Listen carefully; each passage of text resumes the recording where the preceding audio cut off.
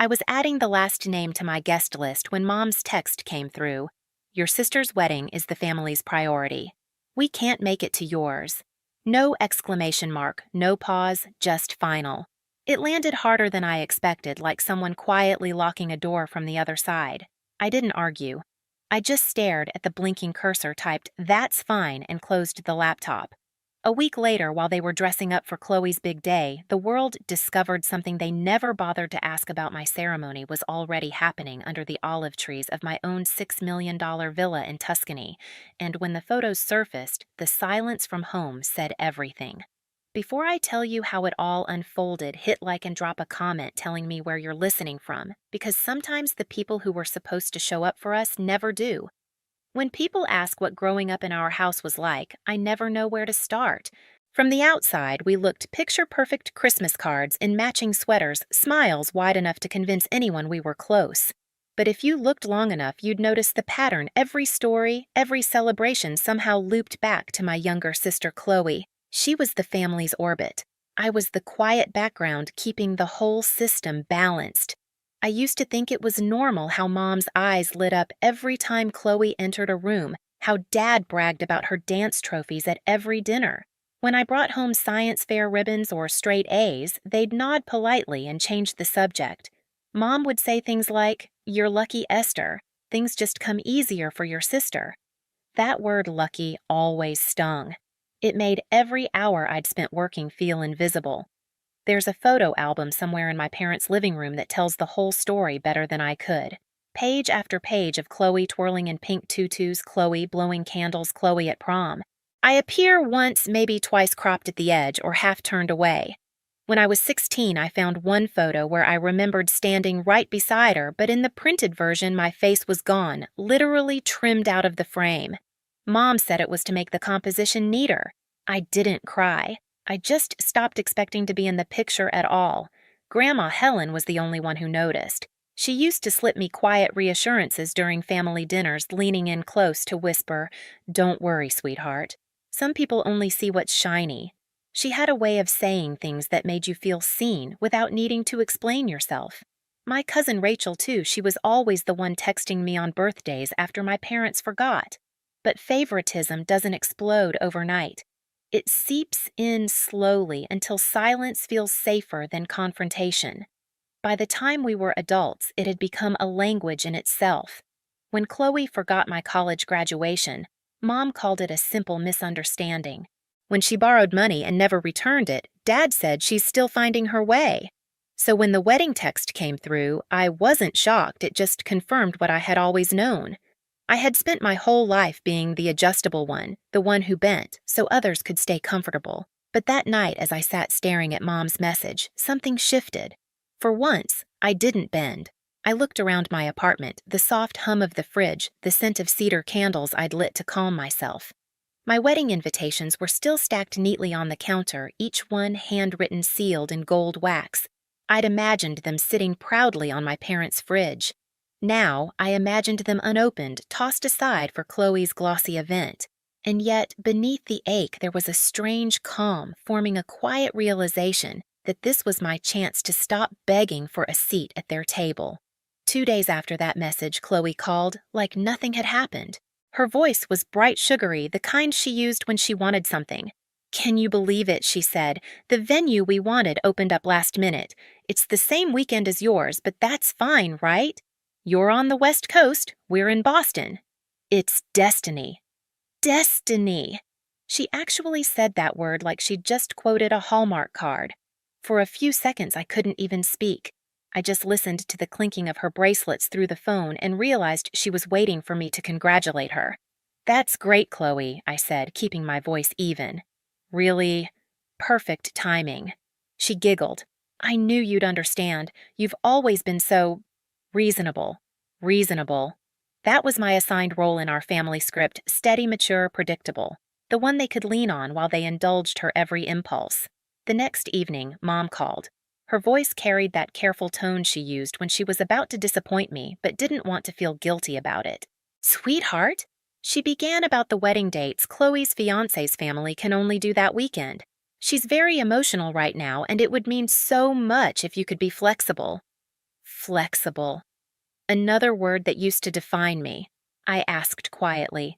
So, you want me to move my wedding? Mom hesitated. We just think it would be easier for everyone.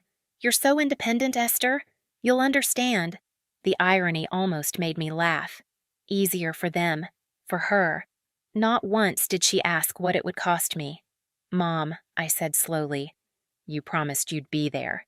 She sighed long and weary as if I were the one being unreasonable.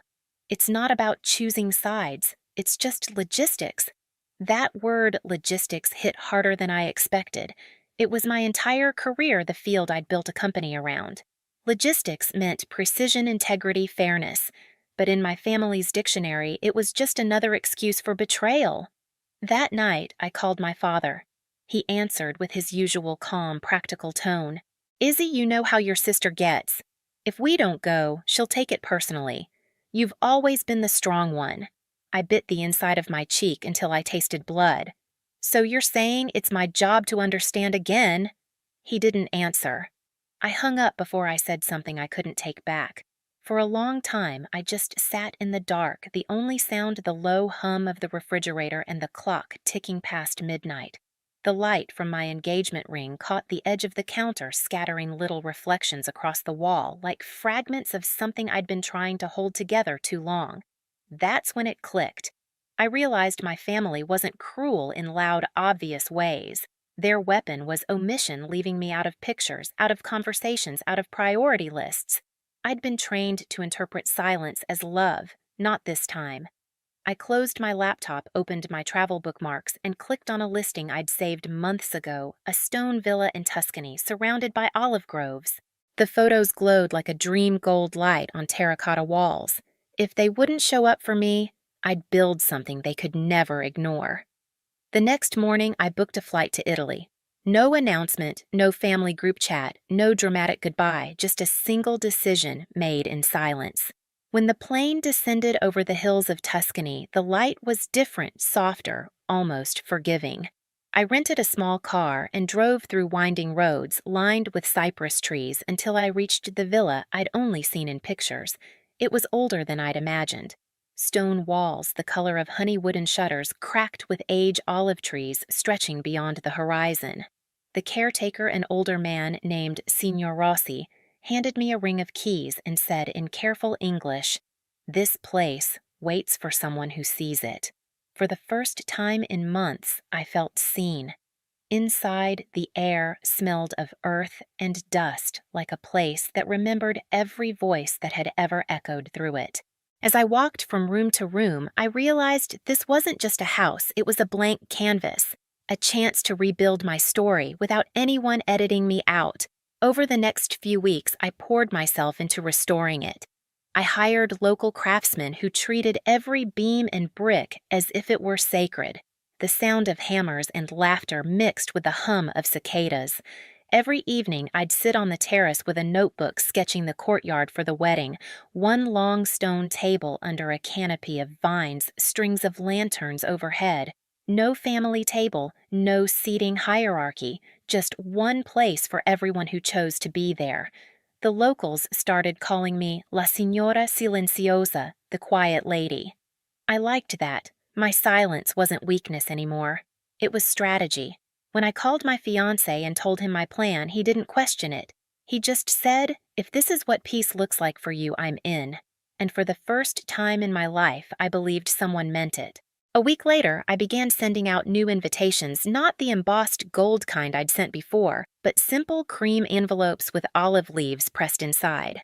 Handwritten, personal, sincere. The first went to Rachel, my cousin, who'd never forgotten my birthday. Then to Grandma Helen, who had always seen through the family's illusions. And one by one replies started coming in. Rachel called me first. "We heard what happened. Aunt Judy told everyone Chloe's wedding was the main event. We're done pretending. Send us the details, we'll be there." Her voice cracked halfway through, not from pity, but from loyalty. By the end of the week, flights were booked. Grandma messaged, "I've missed enough real love in my life." "I'll be in Tuscany, my dear."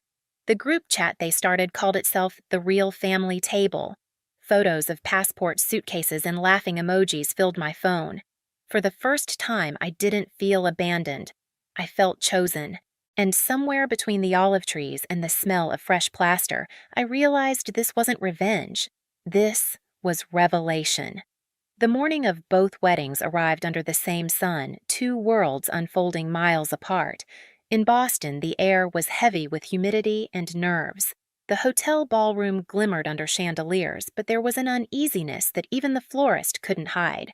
Half the chairs near the front sat empty.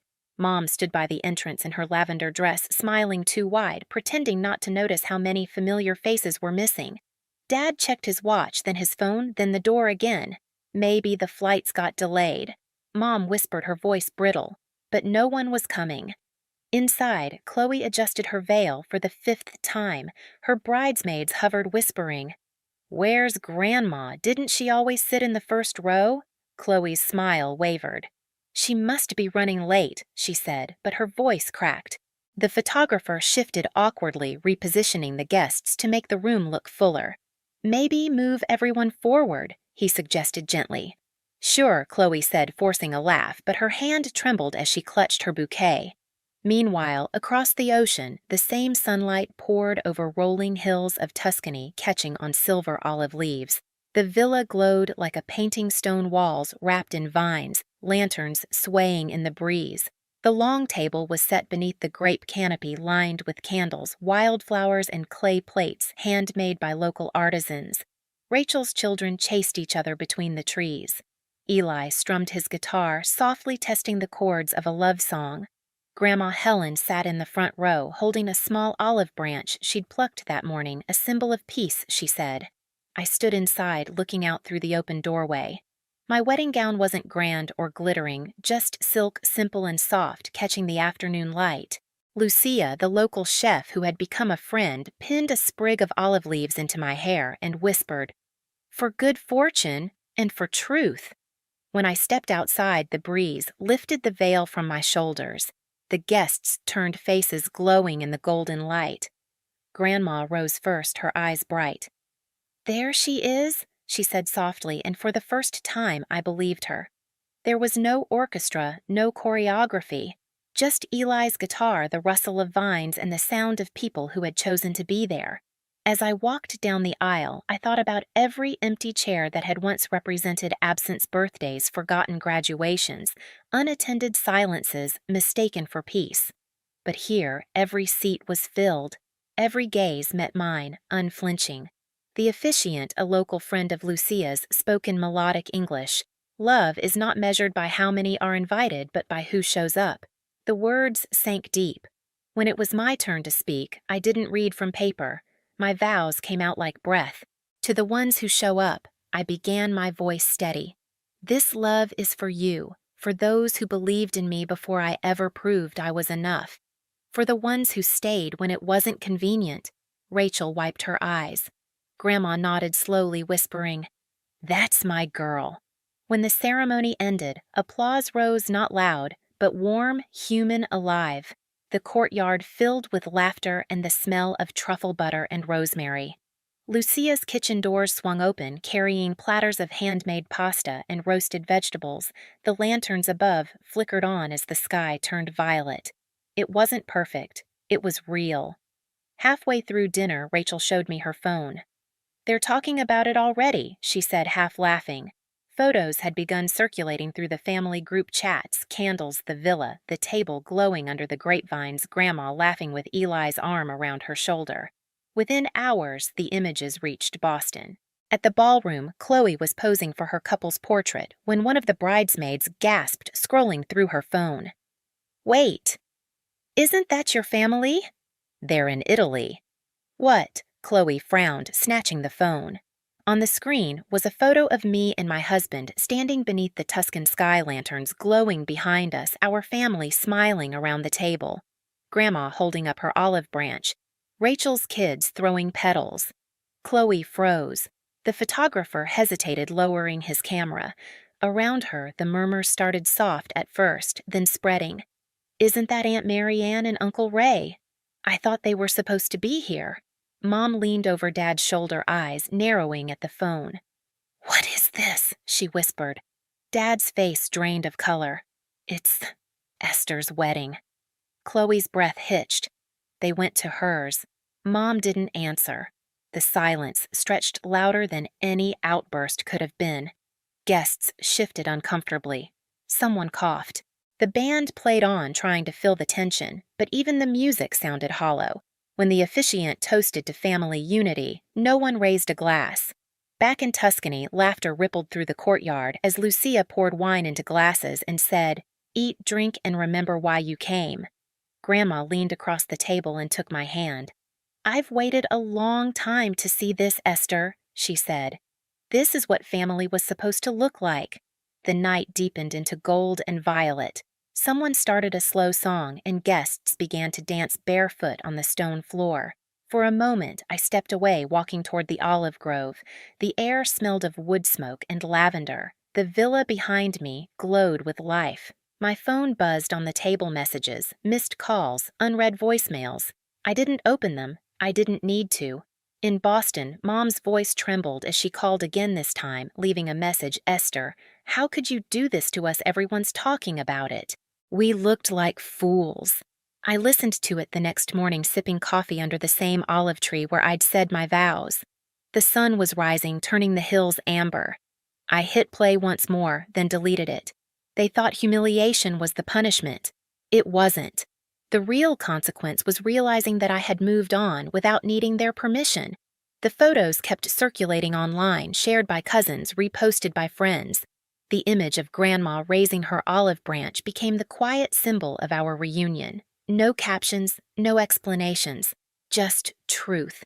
For years, they had cropped me out of their pictures. This time, I didn't need to fight for space in theirs.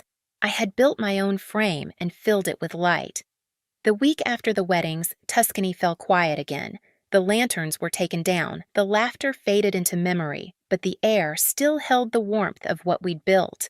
The long table stood empty now, scattered with dried petals and wine stains, proof that something real had happened there. One morning, as I was packing away the last of the decorations, my phone rang. "Mom." For a moment, I almost let it go to voicemail, but something inside me said, "Answer not for them, for yourself." Her voice was shaky, defensive. "Esther, do you have any idea how embarrassed we were? Everyone at Chloe's wedding was talking about your little event in Italy. You made us look heartless." I took a slow breath, watching sunlight crawl across the floor. "I didn't make you look any way, Mom," I said evenly. "I just gave people a chance to see the truth." There was silence on the line, then a trembling sigh. "You've always been so cold. We were just trying to keep peace." Before I could reply, another voice came through Grandma's. "Judy, that's enough," she said, firm but calm. "You spent years asking this girl to shrink herself for your comfort. Now she finally stood tall, and you're calling it cruelty." "No, my dear. That's freedom." Mom said nothing after that. The call ended quietly, like a door closing without a slam. I stepped outside the olive trees, swaying gently in the breeze. Lucia came out from the kitchen, wiping her hands on her apron. "Everything okay?" I smiled faintly. "Better than okay. It's finally quiet in all the right ways." She looked toward the long table and said softly, "Then eat, Signora. You've earned peace." That evening, I set one last plate at the head of the table, the seat that had always been empty. I tied a small olive green ribbon around the chair and whispered, "For the girl who once waited to be chosen." The wind moved through the vines like a gentle sigh, and for the first time I didn't feel forgotten. I felt free. Later, as the sun disappeared behind the hills, I poured a glass of wine and thought of Grandma's words. "Love isn't management, it's showing up." She was right. You don't need to fight for a seat at someone else's table. Build your own, and the right people will find their way to it. If this story hit home for you, share your thoughts in the comments. Tell me where you're watching from, and remember, sometimes the quietest revenge is peace. Hit subscribe for more stories like this one.